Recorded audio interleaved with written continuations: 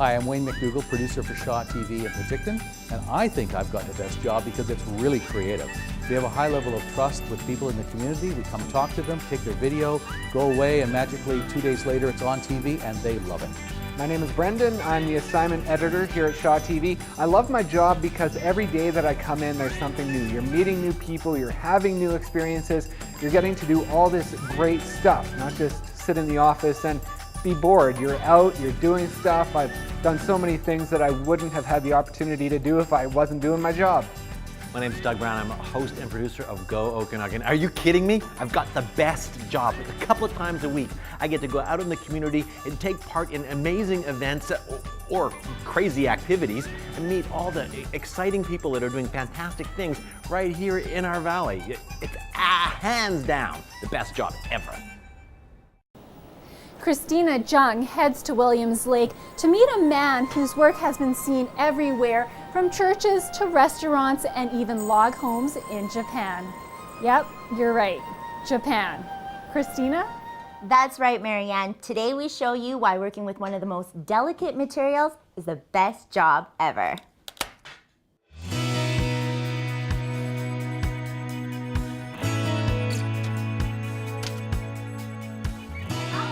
Hi, Christina. Hello. Welcome to our studio.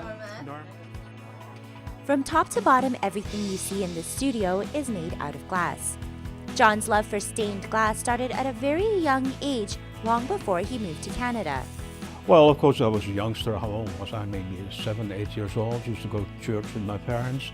And I loved the colors, of course, in the stained glass windows. Especially I was touched by the blues, the deep blues, cobalt blues. But it would be years later and miles away from his hometown in Holland where John catches himself admiring the beautiful stained glass windows once again. I attended a retreat in Ladner, BC, and I discovered some broken glass around the church from a stained glass window there.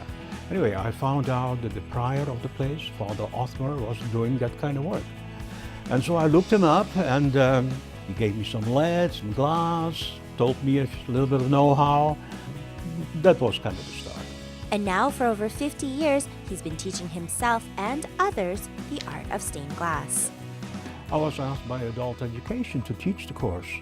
I thought, I just started this thing, you know, and they asked me, I said that, I just started this. I don't know all there is to know about this.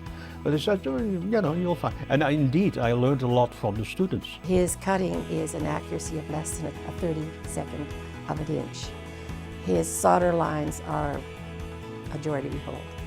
So if he decides to do it, he does it. Well, I guess that's my cue to give it a try. You hear that score mark? Yep. Right? Now, we have a nice breaker here, the groove up here, and you place that right underneath this score mark, there. Okay. And then you press. Oh, wow. Bingo. Wow. Right? You know enough now, you can do it.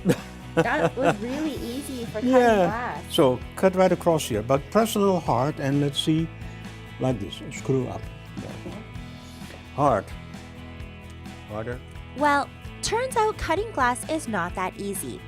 Not only is it far stronger than it looks, but it's definitely not as fragile as we all believe.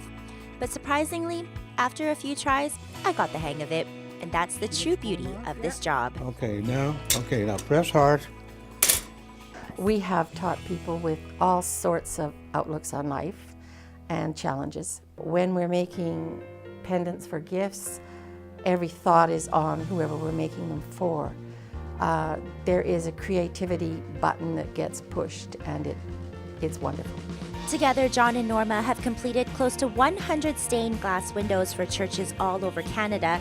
And if that's not enough, they've even created some unique designs for restaurants and private homes in places as far as Japan. So we have a design here. This is St. George on a horse. It started off with a tiny little picture here. It started with a church in Ashcroft. Well, I took a step back and I thought, oh my God, this thing is about 12 feet high, right? And separate sections. But Norma, my wife, she said, oh yeah, you know, we can do that. Well, she did a lot of designing. I saw the window and I loved the subject matter. It was a complete story. And I just wanted to do it.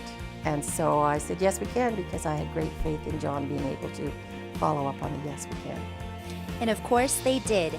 In fact, it's John's outlook on life and unwavering passion that has made him so successful despite some tough challenges. 4 or 5 years ago, I was diagnosed with Parkinson's. It was quite a shock. You don't see me tremble right now. That's because when I'm engaged, when my hand is engaged, and it does a very precise work, for instance, it overrides this.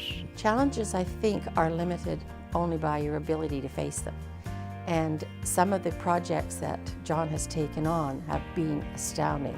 Sometimes over 500 pieces of glass in a project. At one point we took stock of what he still could do versus what he could not do. There was nothing on the could not do list. And with that state of mind, John and Norma show us that there's nothing in this world we can't do as long as you continue doing what you love and never lose sight of the joy it brings. It is something that in every aspect you create something that's beautiful. And so I think it's best job category, because what can you do that's more wonderful than to create something that's beautiful. That's it for this week's show. If you think you have the best job, let us know on Facebook and follow the conversation on Twitter using the hashtag #TopThis. I'm your host, Marianne Okel. See you next time on Top This.